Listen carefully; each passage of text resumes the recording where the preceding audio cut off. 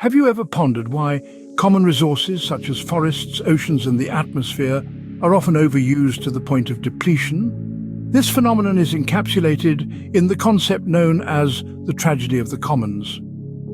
Today, we dive deep into this intriguing concept, unraveling its implications and exploring ways to avert it.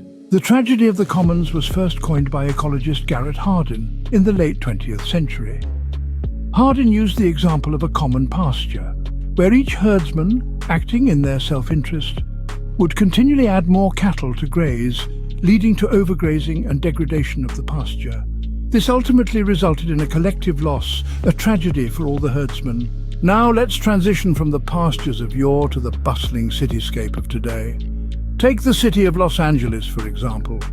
The city's infamous smog is a contemporary manifestation of the tragedy of the commons. Each vehicle owner, acting in their own interest, contributes to air pollution by releasing exhaust fumes. The cumulative effect of this is deteriorating air quality, affecting the health of all residents. Moving from land to sea, the world's oceans are another poignant example. Overfishing, driven by individual fishers' pursuit of profit, leads to the depletion of fish stocks. This not only threatens the livelihood of all fishers, but also disrupts the delicate balance of marine ecosystems. So how can we navigate these treacherous waters? One solution lies in regulation. Governments can impose limits on resource use, as we've seen with fishing quotas.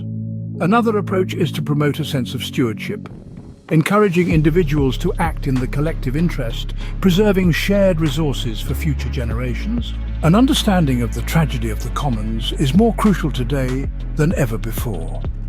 As we grapple with issues like climate change and biodiversity loss, this concept provides a lens through which to view and address these global challenges. To summarize, the tragedy of the commons unfolds when individuals, acting in their self-interest, overuse shared resources, leading to a collective loss.